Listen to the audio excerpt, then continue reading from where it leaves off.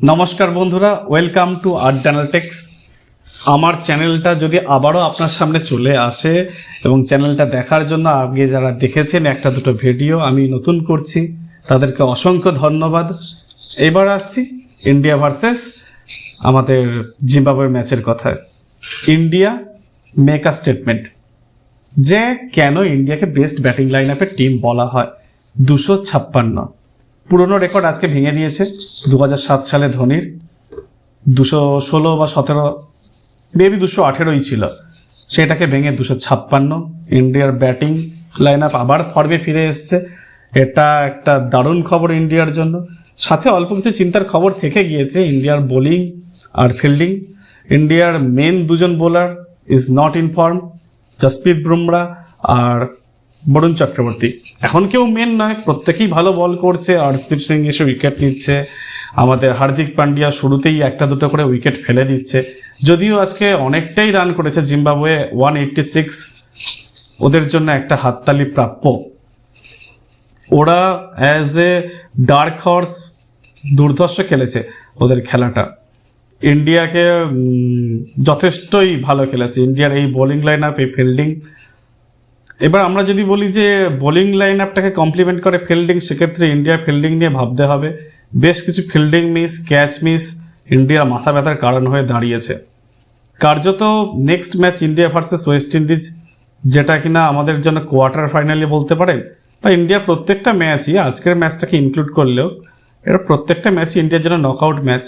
এখনো পর্যন্ত কোনো দেশই নিজের টি20 ওয়ার্ল্ড কাপের শিরোনামটাকে ডিফেন্ড করতে পারেনি। তো এই ওয়ার্ল্ড কাপটা যদি ইন্ডিয়া জিতে যায়, তো এটা একটা রেকর্ড হয়ে যাবে যে ফার্স্ট টাইম কোনো নেশন নিজের শিরোপাটাকে ডিফেন্ড করে দিল, টি20 ওয়ার্ল্ড কাপ নিজের দেশেই রেখে দিল। এইবারে আসি ইন্ডিয়ার ব্যাটিং লাইন আপের কথা। দুর্ধর্ষ ব্যাটিং লাইন আপ। আজকে ইন্ডিয়ার ব্যাটিংয়ের হাই এন্ড প্রদর্শন হয়েছে, like Ferrari and Rolls Royce, vintage Rolls Royce রাস্তায় চললে যেমন লাগে। সঞ্জু স্যামসন, অভিষেক শর্মার ওপেনিং জাস্ট ফাটাফাটি। এটা খুব দরকার ছিল, এটা প্রথম থেকেই দরকার ছিল টুর্নামেন্টের শুরু থেকে। সেক্ষেত্রে ডানাতি বাঁহাতি কম্বিনেশনটা পাওয়া যেত। যদিও ফর্মে থাকা অভিষেক শর্মার ঈশান কিষান ইজ দ্য, মানে লাইক ওটাকে বলা যেতে পারে গিলক্রিস্ট অ্যান্ড ম্যাথিউ হেডের দুজনে খেলতে নেমেছে, দুজন দুদিক থেকে মারছে। যদিও সঞ্জু স্যামসন প্রচণ্ড মারে, প্রথম বলেই 6, গম্ভীর হাসছে। গম্ভীরের হাসিটা সাধারণত দেখা যায় না, তো ওরাও এনজয় করছে খেলা। টিমের বেঞ্চ যদি এনজয় করে, সেটা টিমের জন্য খুব একটা পজিটিভ ব্যাপার।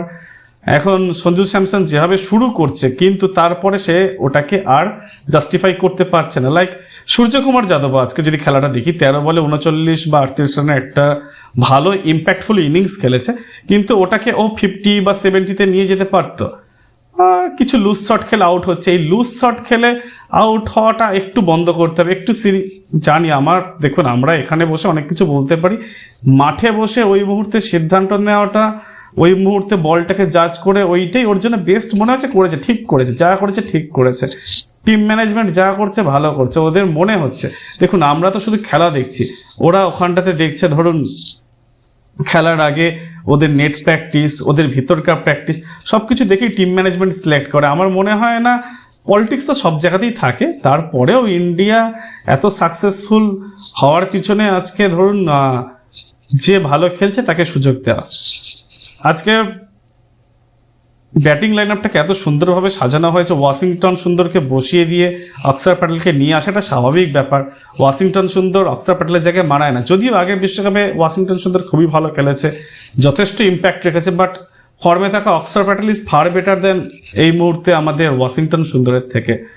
তো এখানটাতে এইবারে আমাদেরকে প্রায়োরিটি দিতে হবে India versus West Indies next match. কি করা দরকার?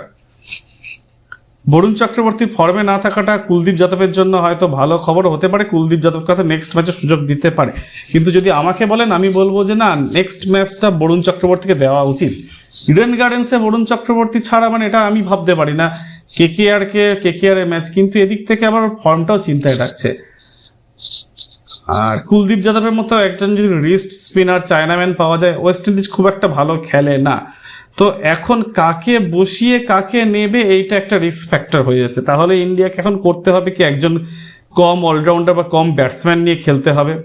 সেক্ষেত্রে যারা টপ অর্ডার ব্যাটসম্যান আছে তাদেরকে একটু দায়িত্ব নিয়ে আর একটু বেশি সুন্দরভাবে স্টার্ট করতে হবে। ওয়েস্ট ইন্ডিজের যথেষ্ট ভালো হিটিং পাওয়ার আছে, ওরা নিজের দিনে যে কোনো একজন বা দুজন দাঁড়িয়ে গেলে ম্যাচ ইজিলি বার করে নিয়ে যাবে। ওরা প্রচন্ড ডেঞ্জারাস টিম ওয়ার্ল্ড ক্রিকেটে, কিন্তু ওই আর কি নট কনসিস্টেন্ট। ওদের উপর আপনি ভরসা করে বলতে পারবেন না যে কালকের ম্যাচটা ওরা জিতবে। ইন্ডিয়া যদি একটু ভালো খেলে, একটু যদি চাপে রেখে দেয়, প্রেসারাইজ করে দেয় ওয়েস্ট ইন্ডিজকে, তাহলে কিন্তু ইন্ডিয়ার জন্য ম্যাচটা জেতা খুব ইজি হয়ে যাবে। শুরুতে যদি ব্যাটিং আসে, আমার মনে হয় ইডেনের ডিউ ফ্যাক্টরটা খুব বেশি ইম্পর্টেন্ট, যেহেতু কলকাতাতে পরবর্তীকালে ইন্ডিয়া আর রান চেস করা, কারণ প্রত্যেকটা জিনিস মানে যদি পরপর আমরা যদি রাখি, রান চেস করে একটা ম্যাচ জেতা এরকম একটা জায়গায়, তার থেকে কি আগে বোর্ডের রান তুলে দাও একটা বড় রান, দেন ডিফেন্ড করো, এটা বেটার হবে ইন্ডিয়ার জন্য। রান যদি চেস করা হতো, বিরাট কোহলি থাকলে হতে পারতো, আমরা ভাবতে পারতাম, কিন্তু রান চেসের চিন্তাটা মাথা থেকে সরিয়ে রাখতে হবে। একটা বড় রান তুলে দিয়ে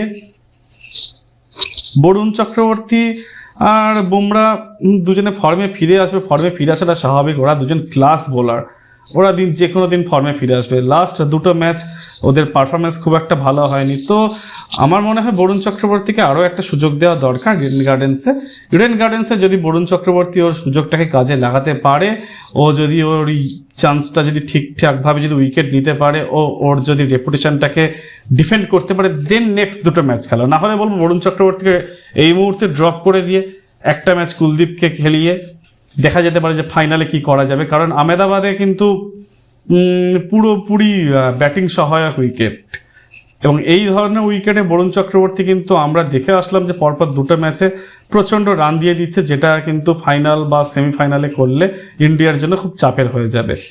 জসপ্রীত বুমরাকে আমরা ভরসা করতে পারি, ডেথ ওভারে এখনো পর্যন্ত বেস্ট বোলার। ও যখন বল করতে আসবে ডেথ ওভারে কতটা রান দেবে বা দেবে না, পাওয়ার প্লেয়ার ওভারটা হার্দিক পান্ডিয়া আর হর্ষদীপ মিলে করে দিতে পারে। ডেথ ওভারে বুমরার কোনো বিকল্প এখনো পর্যন্ত ইন্ডিয়ার কাছে নেই, ভবিষ্যতে হবে কিনা সেটাও বলা যাচ্ছে না। এইবারে আপনাদের কাছে দুটো প্রশ্ন আমার থাকবে।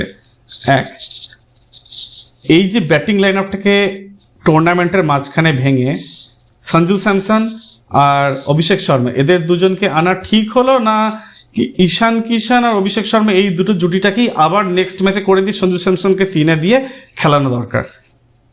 ওপেনিং এ দুজনে যদি থাকে তাহলে ডানাতি বাঁহাতি কম্বিনেশনটা বজায় থাকে, ইন্ডিয়া ভালো শুরু করে। এই জায়গাটা আপনারা আমাকে কমেন্টে লিখে জানান, তাহলে আমারও পরবর্তীকালে এই জিনিসটাকে অ্যানালাইসিস করতে সুবিধা হবে। দ্বিতীয় পয়েন্ট হলো এইটা যে সঞ্জু স্যামসন না, দ্বিতীয় পয়েন্ট হলো এইটা যে আমাদের রিঙ্কু সিংকে বসিয়ে রাখাটা ঠিক হবে কিনা, এটা আমাদের একটা লাক্সারি হয়ে যাচ্ছে রিঙ্কু সিংকে বসিয়ে রাখা, কারণ আমাদের তিলক বর্মা যখন থাকছে তখন ও তো আমাদেরকে স্টেবিলিটি দিয়েই দিচ্ছে। আর 3 নাম্বার পয়েন্ট হলো এটা যে কুলদীপ যাদব না বরুণ চক্রবর্তী, কাকে খেলানো দরকার? যেহেতু বরুণ চক্রবর্তী মার খাচ্ছে, কিন্তু ইডেনের কথা মাথায় রেখে আবারও বরুণ চক্রবর্তীকে চান্স দেওয়া এবং নেক্সট দুটো ম্যাচের জন্য কুলদীপ যাদবকে রেডি রাখা, এই 3টে জিনিস আপনারা আমাকে কমেন্টে জানান। এই 3টে জিনিস বেস করে যেটা বেস্ট পসিবল হতে পারে বা বেস্ট পসিবল কম্বিনেশন হতে পারে সেটাও জানান।